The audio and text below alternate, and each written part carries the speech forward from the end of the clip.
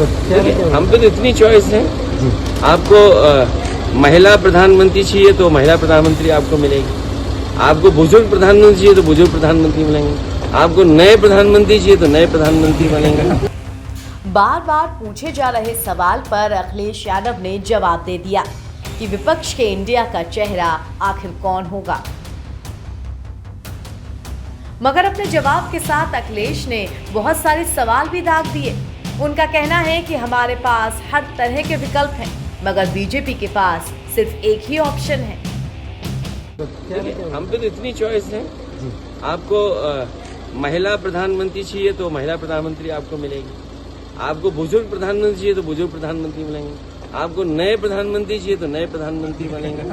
क्या चाहिए आपको तो सर वैसे नाम बता। और बीजेपी में कोई चॉइस नहीं है, सोचो आप। आपकी तरफ से बीजेपी में क्या चॉइस है? बीजेपी में कोई ऑप्शन हो तो बताओ। हम पे तो कितने ऑप्शन है और फिर यही हमारा देश है। 2024 के लोकसभा चुनाव को लेकर सभी राजनीतिक पार्टियां तैयारियों में जुटी हैं। एक तरफ बीजेपी हैट्रिक करने का दावा कर रही है तो वहीं विपक्षी पार्टियां महागठबंधन की कवायद में जुटी हैं। हर किसी की नजर उत्तर प्रदेश की 80 लोकसभा सीटों पर भी है। बीजेपी इन सभी सीटों पर एक तरफा जीत का दावा कर रही है, वहीं विपक्ष बीजेपी को हराने का प्लान बना रहा है। इस बीच अखिलेश यादव राजस्थान में अजमेर की यात्रा पर थे।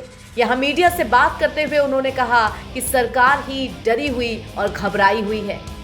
इंडिया का मुकाबला नहीं कर सकते। तब भी सर चेहरा क्या रहेगा आने वाले? अरे इतने चेहरे मैंने आपसे कहा। सर वैसे अगले नाम नहीं, ये कोई सवाल बड़ा नहीं है गठबंधन के लिए और बीजेपी से लड़ाई के लिए। और सबसे बड़ी बात है, सबके पास अनुभव है, सबके पास कुछ न कुछ ऐसे काम है जो वो बताए जा सकते हैं, एग्जाम्पलरी काम है। मान लो ओल्ड पेंशन स्कीम कर्मचारियों की उत्तर प्रदेश के बाद यहाँ कांग्रेस ने लागू कर दी।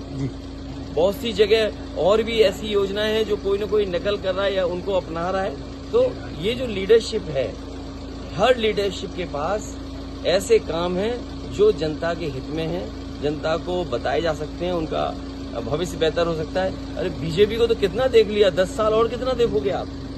10 साल में भी मणिपुर जैसी घटना हो जाए, सोचिए आप। और केवल इसलिए घटना हो रही कि उन्हें स्वार्थ है और लोकसभा में नहीं आ पा रहे। सोचिए आप, याद कीजिए वो दिन।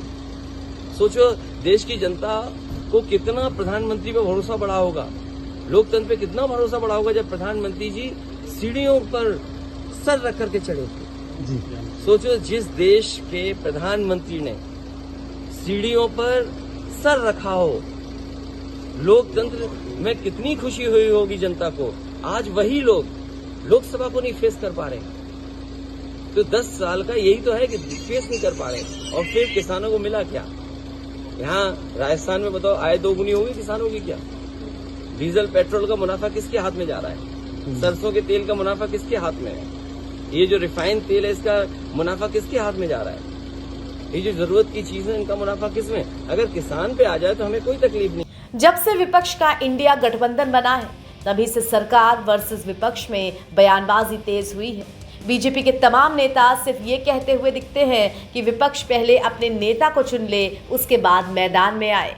तो इस समय यह पूरा का पूरा विपक्षी दलों का जो एकत्रीकरण है, ये माननीय नरेंद्र मोदी जी के नाम का खौफ है, क्योंकि परिवार तंत्र और भ्रष्टाचार का जो तंत्र है उसको समाप्त करने के लिए और गरीब तंत्र को मजबूत करने के लिए माननीय नरेंद्र मोदी जी के नेतृत्व में जो देश में काम हुआ है, वह 543 लोकसभा सीटों पर 9 वर्ष पूरे होने पर अभियान चल रहा है।